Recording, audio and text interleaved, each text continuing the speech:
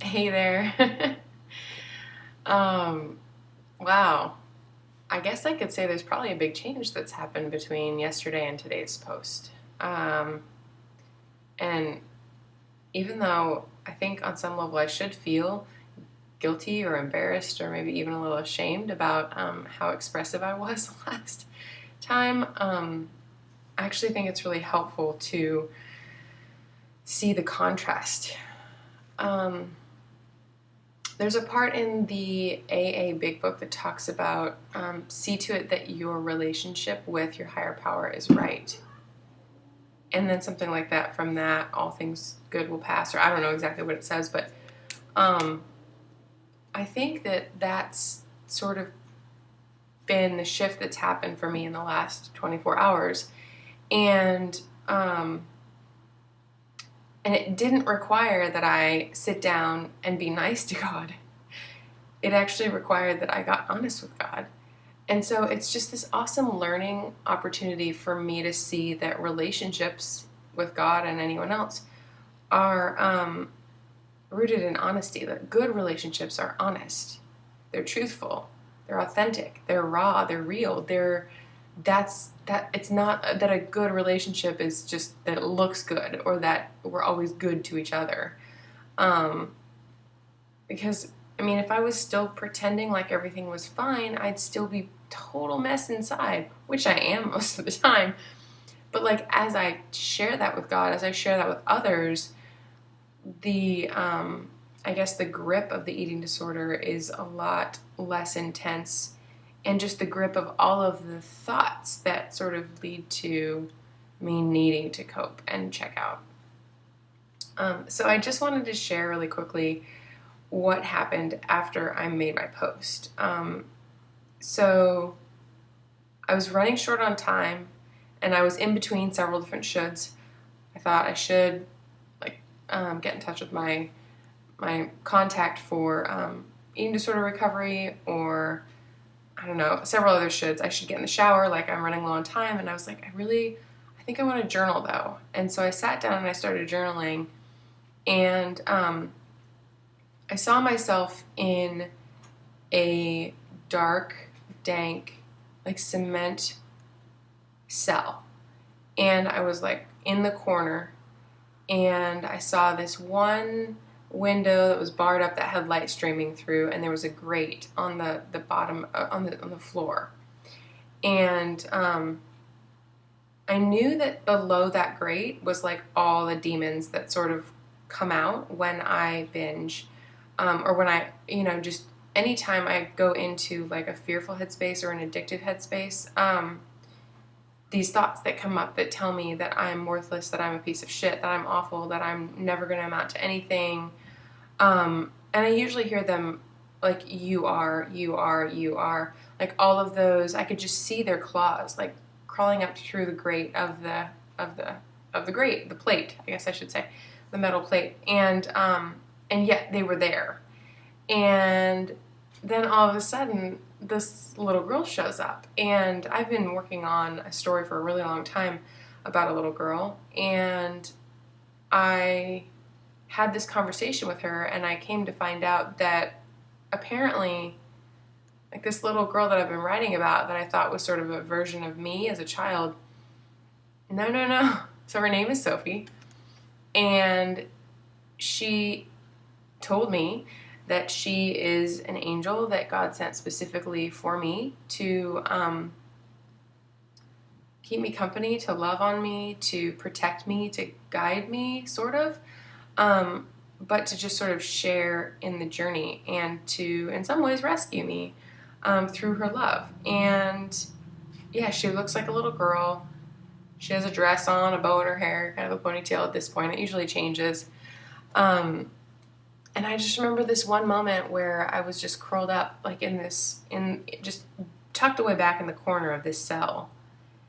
And her little hands, Sophie's little hands, they just kind of rested on me, and I just remembered seeing them. They were so delicate and so childlike, and yet she told me that she, had lived through way more time than I could have ever expected. And so she's got this like old soul but youthful presence. And so after everything that had happened like a half hour before, where I was just like completely lost and hopeless, I never would have known to ask God to give me an angel. I never would have known. But now I have one, and I have had one. I just didn't know I did. So why do I share this? So I share this because I wouldn't have known, like I just said, I wouldn't have known that that's what I needed. B, I had to get real with God in order to even be open and available for something like this. And C, like probably one of the biggest components of healing for me has been in accessing my imagination and in trusting that imagination. Because God is first and foremost creative. Like he made all of this. Even if you want to think in terms of the universe, I don't care how you frame it. There is creativity happening all around us all the time. And that's life. Like life is creation. I'm creating something by talking right now to this camera. And so it's, and of course then there's relationship, but whatever, I digress. So it's in our DNA, it's in our nature to access and utilize the imagination and our creativity. And it doesn't have to be art. It doesn't have to be anything creative. Like if solving puzzles brings you to life, then that's great. If doing math, if working on cars, like whatever allows you to sort of tinker, or at least for me, whatever allows me to sort of tinker and to be struck by wonder and awe with things that in one moment I didn't think and the next moment I did, or didn't see and then I did. Like those creative moments are to me the building blocks of healing. And so it's being willing to go there, and then it's being willing to embrace what happens, which for a long time it's not been pretty. It hasn't been an angel, it's been demons. And so it can be scary, but I guess for me, like once I really knew that I could trust God, and I'm still learning that, then I trusted more what came, and I knew that I was safe. And so that's what I know for today. And I was not sure if I was going to share that because it's definitely very vulnerable.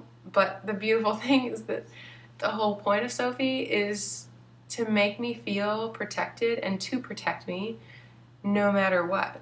Like she made it very clear. There are parts that have happened in the story that I haven't fully written yet. And she was like, you don't have to worry about those things ever hurting you because I already fought that battle and won it. And that's a very similar storyline to the story of Christ, And so I really do think that God reveals himself in different ways for different people based on their own needs. And so, for me, it's an angel named Sophie. I still totally believe that Christ existed and he's the Son of God, and I definitely believe that. But at the same time, God is willing to make things personal, I'm finding. And I'm really, really grateful for that, because that's the exciting part about living and exploring and existing, is the curiosity and not knowing what's going to be revealed when. If everything was just read the Bible, eat your meals, go to work, do these things we're not supposed to be robots.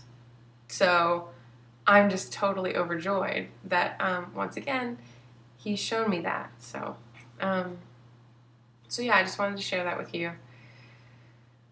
I hope that this finds you well. I definitely have had more healing around food in the last 24 hours, which I'm really grateful for. It has not been easy, but it has been much more sane. And so that is the goal. And I get nervous even saying that, but I just have to keep coming back to the fact that Sophie's with me, and maybe someday we'll walk out of that cell together. So, All right, I'm sending you lots of love, and I'm